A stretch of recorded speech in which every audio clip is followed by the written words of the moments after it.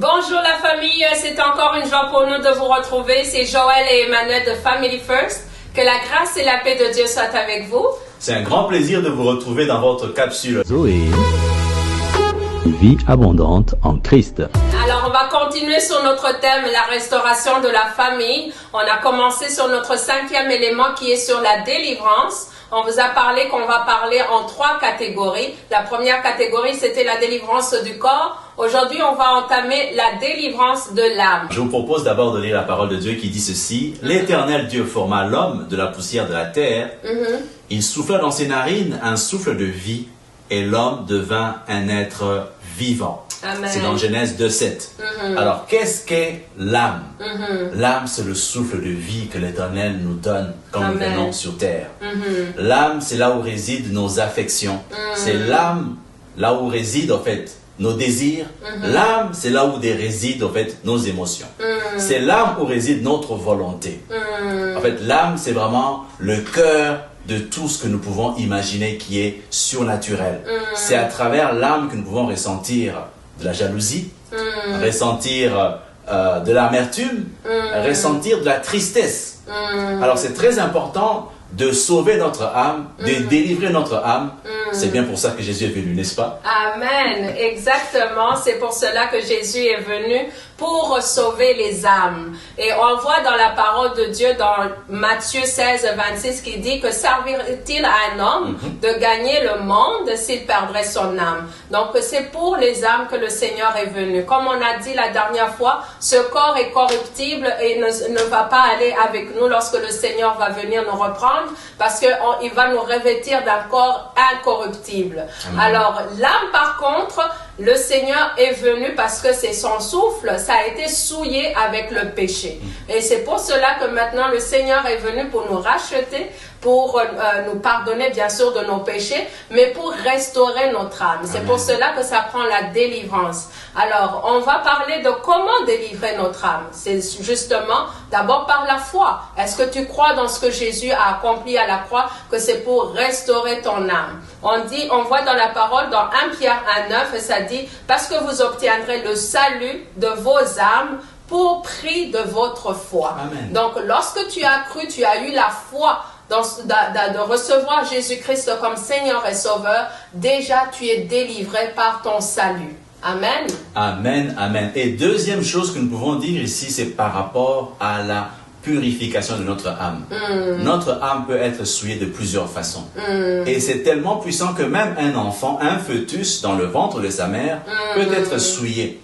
Imaginez-vous un enfant qui naît dans une famille où il a été délaissé, où sa mère a été battue ou maltraitée. L'enfant peut le ressentir dans le ventre de sa mère. Et quand il va sortir, quand il va naître, en fait, il va vivre comme s'il avait été maltraité lui-même ou elle-même. Alors, cet enfant a besoin de délivrance de son âme. La seule façon de le faire, c'est à travers le sang de Jésus.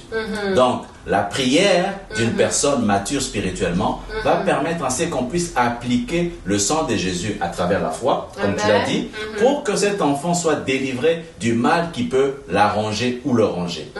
Et c'est pour cela qu'à chaque jour, nous prions que le Seigneur nous purifie. La purification, c'est continuel parce qu'il y a des choses, l'âme peut être atteinte par des blessures, par des choses qui nous arrivent dans la vie. Et c'est pour cela que le sang de Jésus purifie notre âme. La troisième partie que nous voulons justement parler, c'est par rapport à la vérité. Donc, lorsque tu as connu la vérité, lorsque tu connais que justement nous agissons de cette façon, parce qu'il y a eu telle souillure qui est entrée dans notre famille, il y a eu peut-être des choses qui sont passées, des autels qui ont été érigés par nos ancêtres.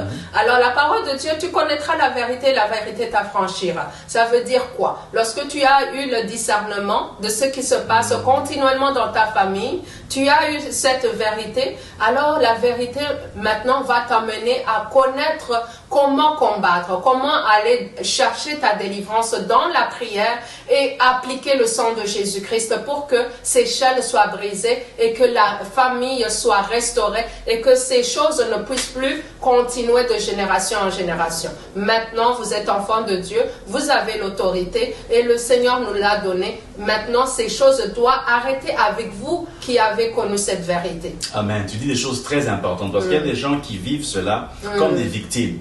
Qui disent, ah, c'est comme ça dans notre famille. Il faut arrêter ça. C'est une vérité, c'est une petite vérité avec un petit V. Et la vérité avec le grand V, qui est Jésus-Christ, qui a été cloué à la croix pour pouvoir prendre toutes ces histoires-là. Alors, pour garder, pour conserver, pour préserver notre délivrance de l'âme, il faut maintenant lire Jacques 1, 21. Autant vous vous nourrissez matin, midi, soir de la nourriture pour être en forme, il faut aussi se nourrir de la parole de Dieu pour pouvoir garder notre âme préservée de toute souillure. David nous montre comment il a imploré le Seigneur. Il dit ceci, « Je garde constamment les yeux fixés sur l'Éternel, car il est à ma droite pour que je ne vacille pas. Voilà pourquoi mon cœur est dans la joie. Mon âme exulte d'allégresse. Ainsi mon corps repose dans la confiance. Lorsque ton âme est restaurée, tu es dans l'allégresse, tu es dans la présence de Dieu. Ton cœur est rempli de gratitude. » Alors nous prions que nous continuons cette voie de restauration, ce processus de délivrance afin de vivre notre vie en abondance que Jésus est venu nous donner. Au revoir.